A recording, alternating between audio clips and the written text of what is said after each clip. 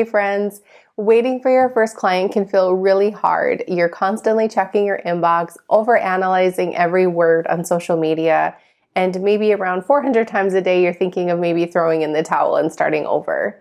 But before you do that, I want you to watch this video because I'm going to give you 4 tips on what you can do to get your first client. Before we get started, I'm going to ask you to please subscribe to the channel and please like this video. I am excited to bring you more content on how to help you set up and scale your coaching business. And if you want to, you can download the free workbook that will accompany this video. Simply click on the link in the description. Or if you have this one, you can also go to my website and download lots of other free workbooks to help you set up and scale your coaching business. Just go to lindsaymaloney.com and I will take care of you. Okay, so let's get started with the first tip on how to get your first coaching client. All right, number 1, and I say this all the time, you have to have a sales page. If you watched my video, How to Find Clients, I actually give you some detailed steps that you can use to optimize your sales page. The reason why we want to have a sales page is we need a place for potential clients to really feel connected to us. We need more than a paragraph. We need more than just a call to action to book a call on your calendar. We need more. We need you to understand that you identify with the potential client's pain points. We need you to portray that you have what they are wishing they had right now. And we also need to make sure that they understand that you have the tools to help them get there. That's the job of the sales page. There's a billion other reasons why you need to have a sales page on your website, and I'm not going to dig into them too much in detail. You just need to have one. And if you need help with it, you can go and download my sales page checklist. I'll put that link in the notes as well. But that's going to help you comb through the existing sales page that you have. And I also do have a sales page bundle that can help you take it to the next level. If you just don't know what to say and you need somebody to tell you where to put this, what to say, how to come up with ideas for bullet points, all of those things, I actually have a sales page template for you, and I'll put that in the notes as well. Because I don't know how many times I have read someone's sales page that I know I'm going to be working with. I think it's a big trait of an online entrepreneur to really study the copy. I don't know about you, but I love seeing that person gets me. And if we don't have a page on our website doing that, it's going to be really hard for someone to say, let me hand her $2,000 or let me get on a call with her, because anyone can just put up a paragraph. And so we need to go the extra mile and then some. All right, number 2 is coaching packages. New clients are always surprised when I recommend that they have 3 different coaching packages on their sales page. They have probably gotten used to having one and they're experiencing a client drought, or they've never booked a client. Or maybe they have 2 and they're not really giving any information along with the packages. When we decide to go from 1 to 3 or 2 to 3 packages, it does something psychologically to the potential client. They're no longer going from which package should I choose. They're going to make a decision as to which package they should choose. A crazy fact is my lowest package is the least selling package that I have. So if you're afraid to increase your prices or add more opportunities for someone to invest in you, don't be afraid. Every time you add more opportunities / increase your prices, more clients will come to you, I promise. I started my coaching business charging about $2,000 for clients, and now I'm up to $10,000. So don't be afraid to do that. It's absolutely possible. Think about this. If you're having a hard time increasing your prices or adding more packages, how many hours have you put into building your business? How many hours have you put into educating yourself for your business? How many hours have you put into working on your business, the back end stuff that nobody sees and nobody even notices? You've put in so much time and thought and hours and money into your business. Don't just factor in the amount of time you've been a coach to price your packages. There's so much more that goes into that. Your education, your journey, the systems you use, we have to price accordingly. And then I also want you to make sure that your math makes sense.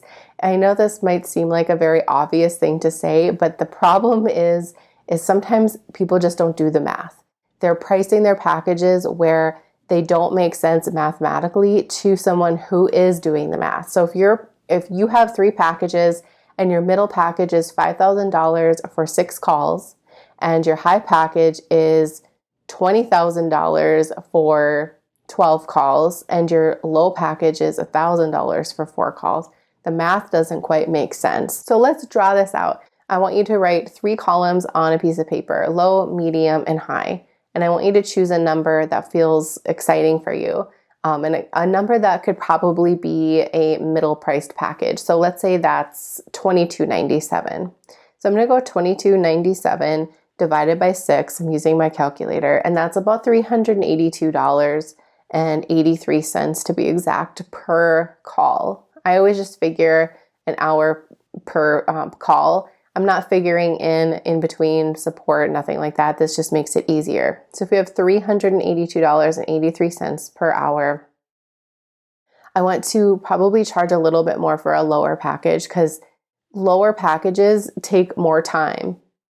We want people to really utilize the time with us. So we want to do, if the medium and high makes more sense dollar-wise, it's cheaper per call, then that's why people choose those. So if you're going to charge $382 for the middle, then I would charge $400 for the low. So if you're charging $400 per hour times 4, $1,600 for your low package, I would do that. So $1,600, $22.97, and then maybe you could charge like $300 per call for your 12 call package and go up to about $3,600. You see where I'm going with this? I'm just doing the math so it makes sense because everyone's going to price that out. If they're seeing that you are asking for $10,000, they're going to do the math and say, okay, for $10,000, I get 12 calls. How much would it be if I did it only with the 6 call package? Well, I'm getting more bang for my buck because I'm getting more calls with her. It's less money per call. I'm going to choose the high package. My high package, my $10,000 package, is the most sold package. So food for thought for you if you're afraid to charge your worth in your business. Every time I raise my prices, I get amazing new clients come in. Every single time. All right, number 3 is create your application. You can use whatever application service you like, a form service. You can use Google Forms, you can use TypeForm, JotForm. I love TypeForm. I probably use that the most. I have the free plan, so I don't pay. I don't even know how much it is every month. I've always had the free plan. There's no need to do the paid unless you want to go over 10 questions. And if you want to add just a little bit more bells and whistles to your form process, I don't think it's necessary for this. So I highly recommend them. I love the way the forms move on the screen. I think it's just a very high-end experience. And you can brand them too to your colors, and you can put photos on there. I love Typeform. So if you love data and using copy research on the people who are coming into your world, they store all that. You can export it to a Google Sheet. I love it. So if you don't have one, go make one. It's easy to give somebody the link. It's easy to embed on your website, to link out. It's just super easy. It's called Typeform. What kind of questions do you ask on an application? That depends on your business. What do you need to know in order for you to want to get on a call with somebody? I like to ask people their names, their Instagram handle. I want their email address. I want to know why they're applying for a discovery call with me. I want to know what they're struggling with, what their goals are, and I want to know which package they're interested in as well. So that was a game changer when I added that to my application a few years ago. I added my 3 packages at the bottom. I said, your transformation begins here. Which package are you interested in? And they have to select which one they want. And I love knowing that when I come on a call because it gives me information as to how serious they are. And I need to know if this person is really interested in building their business. I know not everyone is able to invest in their business, and I completely respect that. And I remember being in that boat too. So that's why I think it's important to ask those questions. It depends on the service that you offer, of course, but I have seen much higher conversions on call than when I didn't ask. And I think a lot of times we don't ask because we're afraid. We're afraid of what people are going to say. So let the form do all the scary work and let people answer the form and let them know if they're interested and what package they're interested in. Number 4 is the onboarding process. If you don't have an onboarding process, when that client comes in, it could come in today. What are you going to do? And the reason why I'm giving you all these tips of things that you need to do and not like, oh, click this magical button and all the clients will come in. I don't have that button. I don't even know where it is. The foundation of what I teach is be prepared for them now so they know that you're there. I always use the analogy of you are expecting people to come to your housewarming party and you haven't even built your house yet. You're waiting on the win before you're even prepared for them to come in. When we do that, when we hold off on getting the systems, the support, the workflows, everything ready, we're basically saying we're not ready. If you book a client in the next hour, are you prepared to onboard them? Are you prepared to send them a contract? Are you prepared to send them the payment form? Are you prepared to give them their welcome packet? Are you prepared to give them a link to your calendar? Is your calendar up to date? Do you have a calendar? All of those things you need to have done now. And then once you have everything set up, your home built, it's decorated, it's feeling nice and warm and cozy, and you have all the snacks ready, you're dressed and ready to open the door, that's when things start to happen. So that's why I gave you a bunch of tips of what you need to have in place that people can see and they might not even know. No one knows your onboarding process unless they're a client of yours. But every time you book a client, you're going to refer back to that onboarding process. Trust me, no matter how many times you've done it, you're going to need that workflow. If you need more help with this, I have a program, Standout Coaching Academy. You can certainly go and check it out. Go to standoutcoachingacademy.com. We dive into all of the things when it comes to onboarding your clients, setting up for clients, serving your clients, and scaling your business with simplicity in mind.